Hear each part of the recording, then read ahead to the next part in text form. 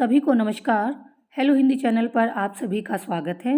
तो प्रिय विद्यार्थियों, आज की इस वीडियो में हम नरेश मेहता की कविता है मंत्र गंध और भाषा, इसकी व्याख्या का अध्ययन करने जा रहे हैं। तो आइए बिना विलंब के इसे शुरू करते हैं।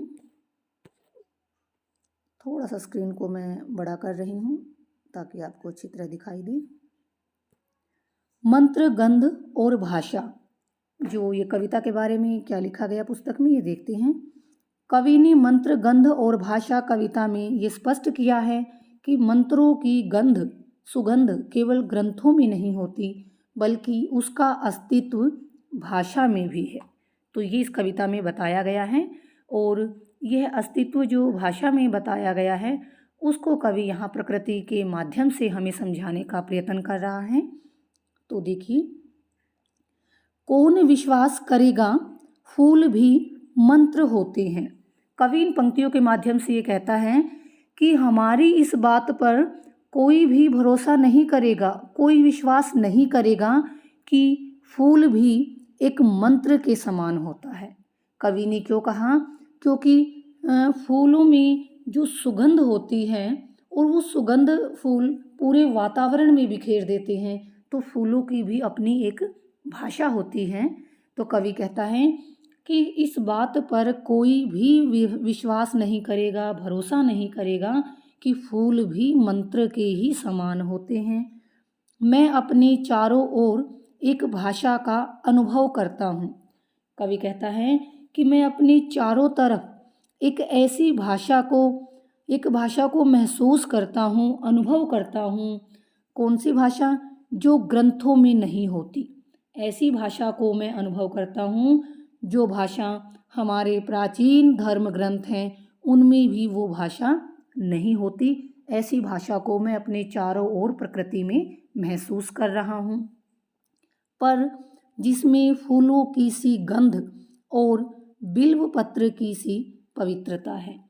एक ऐसी भाषा जिसमें फूलों की सी गंध, कवि कहता है कि एक ऐसी भाषा जिसमें फूलों के समान सुगंध भरी हुई है और बेल पत्रों के समान जो पवित्रता से युक्त है, एक ऐसी भाषा को मैं अपने चारों ओर अनुभव करता हूँ, फूलों की सुगंध से युक्त और बेल पत्रों के समान जो पवित्रता से युक्त है। इसलिए थोड़ा सा ऊपर करते हैं। इसलिए मंत्र केवल ग्रंथों में ही नहीं होते। इसलिए कवि कहना चाहता है कि जो मंत्र हैं वो केवल हमारे धार्मिक ग्रंथों में ही नहीं होते, बल्कि हमारे चारों ओर जो प्रकृति है, जो वातावरण है, उसमें वो मंत्र मौजूद होते हैं। किस रूप में? एक भाषा के रूप में वो मौजूद रहते हैं। धरती को कहीं से छुओ एक ऋचा की प्रतीति होती है। कवि क्या कहते हैं कि धरती को चाहे कहीं से भी छू कर देखो, स्पर्श करके देखो, कि हम चाहे पृथ्वी को कहीं से भी स्पर्श करके देखें, उसमें एक ऋचा होती है वेद मंत्र, उसमें हमें वेद मंत्रों का आभास होता है, वेद मंत्रों का ज्ञान होता है। क्योंकि धरती को आप कहीं से भी स्पर्श करके देखोगे तो उसके प्रत्येक हिस्से में वेद मंत्र समाहित होते हैं, इसीलिए हमें उनका एहसास होता है।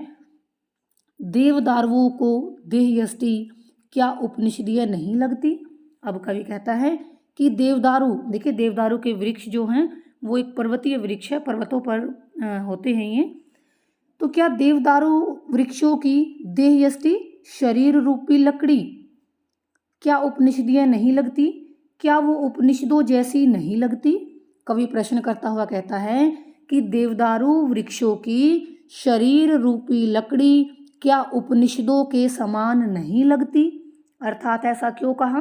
क्योंकि कवि ये बताता है कि उपनिषदों में भी, पुराणों में भी देवदारू के वृक्षों का बार बार उल्लेख हुआ है, इसीलिए देवदारू के वृक्षों में हमें उपनिषदों जैसी पवित्रता लगती है कि वो उपनिषदों के समान पवित्र हैं। तुम्हें नहीं लगता कि इन भोजपत्रों में एक वैदिकता है? कवि क्या कहता है कि ये भोजपत्र क्या हैं? ये एक पेड़ के वो विशेष पत्ते हैं जिनके ऊपर प्राचीन काल में ग्रंथ लिखे जाते थे तो भोजपत्र हैं ये। कवि कहता है क्या ये भोजपत्र में एक वैदिकता, वैदिकता मतलब वेदों से संबंधित, क्या इन भोजपत्रों में हमें वेदों जैसा एहसास नहीं होता? क्योंकि इन भोजपत्रों में जिन पर हमारे प्राचीन ग्रंथ लिखे गए थे तो उनके अंदर भी उन्हीं ग्रंथों का वो भाव भी समाहित हो गया। इसीलिए कवि कहता है कि क्या इन भोजपत्रों में जिनके ऊपर प्राचीन ग्रंथ लिखे गए थे क्या उनके अंदर तुम्हें एक वैदिकता का भाव समाहित हुआ नहीं लगता? यानी उनके अंदर भी वेदों का भाव भरा हुआ है, समाहित है, जिसका साक्षात नहीं किया गया है। कवि कहता है कि एक ऐसा भाव उनके अंदर समाया हुआ है जिसका साक्षात, जिसका प्रत्यक्ष अनुभव अभी भी नहीं किया गया है। उस भाव को विद्वानों के द्वारा अनुभव नहीं किया गया है। ये प्रपात स्तोत्र पाठ ही तो करते हैं। अब इन पंक्तियों में आगे कवि क्या कहते हैं कि ये प्रपात, ये जो झरने हैं, स्तोत्र पाठ, स्तुति पाठ ही तो करते हैं, कर रहे हैं कि जो झरने, पर्वतों से जो झरने बह रहे हैं, इनकी जो कलकल की आवाज़ें हैं, झरनों के गिरने की जो आवाज़ें हैं, उन्हें सुनकर तो ऐसा लग रहा है मानो ये भी एक स्तुति गान, एक स्तुति पाठ ही तो कर रहे हैं। यह कैसी वैश्वानरी गंध गायत्री छंदों में धूप के पग धरती वनस्पतियों पर उतर रही है।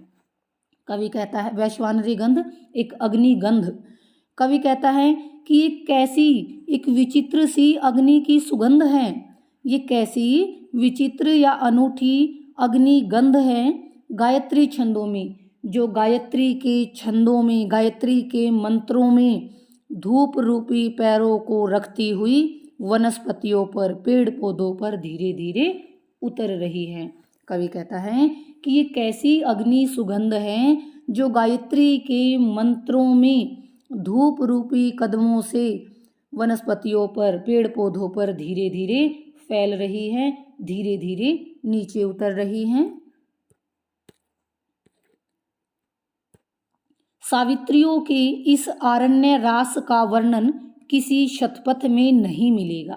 अब कवि क्या वर्णन कर रहा है आगे?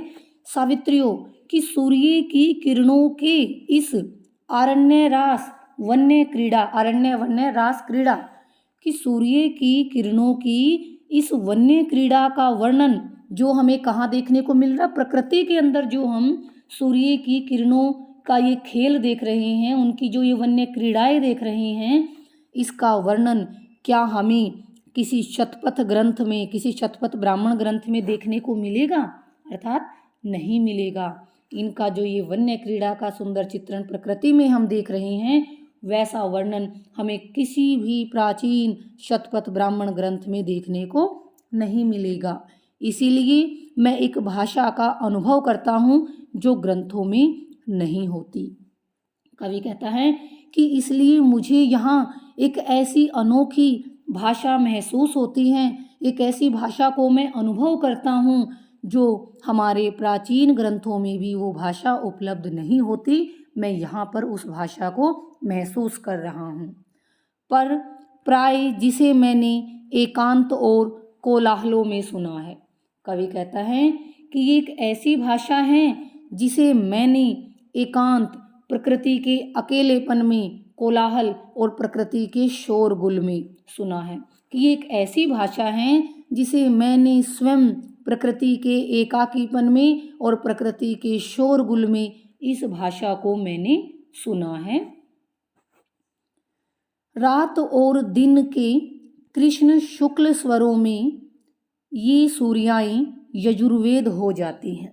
अब इन पंक्तियों में कवि क्या कह रहे हैं कि रात और दिन के जो कृष्ण पक्ष और शुक्ल पक्ष की स्वरों में, आवाजों में, कवि कहता है रात दिन के कृष्ण पक्ष और शुक्ल पक्ष की आवाजों में ये सूर्याएं, ये सूर्य की किरणें यजुर्वेद की भांति पवित्र हो जाती हैं। रात और दिन के कृष्ण पक्ष और शुक्ल पक्ष की आवाज़ों में ये सूर्य की किरणें यजुर्वेद की भांति पावन हो जाती हैं, पवित्रता से युक्त हो जाती हैं। प्रत्येक क्षण एक मंत्र वनस्पति में परिणत होता है कि प्रकृति में प्रत्येक क्षण, कवि कहता है कि प्रकृति में प्रत्येक पल, प्रत्येक क्षण एक मंत्र के रूप में वनस्पतियों में परिणत बदल जाता है, परिवर्तित हो जाता है। प्रकृति में प्रत्येक पल एक मंत्र के रूप में वनस्पतियों में परिवर्तित हो जाता है, बदल जाता है, जिसकी गंध फूल मात्र में होती है। कि उस मंत्रों की जो गंध है, जो वनस्पति में बदल गया ना, तो उसकी सुगंध केवल फूलों में ही होती है। उस सुगंध को हम फूल में ही महसूस कर सकते हैं, अनुभव कर सकते हैं। जो प्रत्येक पल एक मंत्र के रूप में वनस्पति पेड़ पौधों में बदल जाता है, उसकी सुगंध हम केवल फूलों में ही, एक फूल में ही, फूल मात्र में ही अनुभव कर सकते हैं। नाम सीमा का होता है, असीम का नहीं। अब कवि कहता है कि अगर हम उस सुगंध को नाम, कोई नाम देना चाहें, किसी नाम से उसको पुकारना चाहें, नाम सीमा का होता है, तो नाम तो हम केवल सीमित वस्तु का ही रख सकते हैं। यदि हम उस फूल की सुगंध को कोई नाम देना चाहें, तो नाम तो केवल सीमित वस्तुओं को ही दिया जा सकता है, असीम का नहीं। जिसकी कोई सीमा ही नहीं, उसको नाम के दायरे में हम नहीं बांध सकते, क्योंकि फूलों की सुगंध कैसी है, वो असीमित है, तो उसकी सुगंध को हम कोई नाम नहीं दे सकते, वो तो असीम है और असीम का कोई नाम नहीं। तब भला उस गंध को क्या नाम दोगे जो फूल मात्र में होती है। इसीलिए कवि प्रश्न कर रहा है, तब भला फिर ऐसी स्थिति में जब हम जानते हैं कि उसकी सुगंध असीम है और उसे सीमा में बांधकर कोई नाम नहीं दिया जा सकता, तब ऐसी परिस्थिति में भला उस सुगंध को जो केवल फूलों में होती है, हम उसे क्या नाम दे सकते हैं, हम उसे किस नाम से अभिहित कर सकते हैं, किस नाम से उसको पुकार सकते हैं। हमारी सारी भाषाओं से परे वह एक साक्षात है। कवि कहता है कि वो सुगंध जो है वो सारी भाषाओं, संसार की सभी भाषाओं से परे है, दूर है, वह एक साक्षात है। उसे तो केवल एक साक्षात रूप में, प्रत्यक्ष रूप में अनुभव किया जा सकता है। संसार की किसी भी भाषाओं में उसके लिए कोई नाम नहीं दिया जा सकता, उसे तो बिल्कुल एक प्रत्यक्ष रूप में, साक्षात रूप में हम अनुभव कर सकते हैं। जो केवल एकांत की मंत्र गंध होता है और वह केवल अवतरित होता है। कवि कहता है कि ये जो सुगंध है केवल एकांत, अकेलेपन की मंत्र गंध, मंत्र की सुगंध है, कि यह तो केवल अकेलेपन की मंत्रों की सुगंध है और इसे केवल, यानी इस सुगंध का केवल अवतरित होना होता है, इसका अवरोहण होता है। अवरोहण क्या होता है? आरोहण जैसे होता है ऊपर की ओर चढ़ना, अवरोहण होता है नीचे की ओर आना। अवतरित का अर्थ भी यही है, अवतार लिया हुआ या ऊपर से नीचे आया हुआ। तो कवि ये कहना चाहता है कि ये सुगंध जो है वो अकेलेपन की मंत्रों की सुगंध है, उसका तो केवल अवतार होता है, उसका तो केवल अवरोहण होता है, उसे हम देख नहीं सकते। इसीलिए मैं एक भाषा का अनुभव करता हूँ जो ग्रंथों में नहीं होती। इसलिए कवि कहता है कि मैं एक भाषा को अनुभव करता हूँ, महसूस करता हूँ, और ये वो भाषा है जो हमारे प्राचीन धर्म ग्रंथों में नहीं होती, बल्कि इस भाषा को तो प्रकृति में, वनस्पतियों में, चाहे उसके अकेलेपन में हो या शोरगुल में हो, वहाँ पर उसको अनुभव किया जा सकता है, महसूस किया जा सकता है। तो ये थी नरेश मेहता की मंत्रगंध कविता जो हमने पढ़ी, मैं उम्मीद करती हूँ कि आपको इसकी व्याख्या समझ आई होगी। तो अन्य कविताओं के लिए मेरे साथ जुड़े रहें। मिलते हैं अगली वीडियो में। इसी के साथ आप सभी श्रोतागणों का मुझे सुनने के लिए बहुत बहुत धन्यवाद।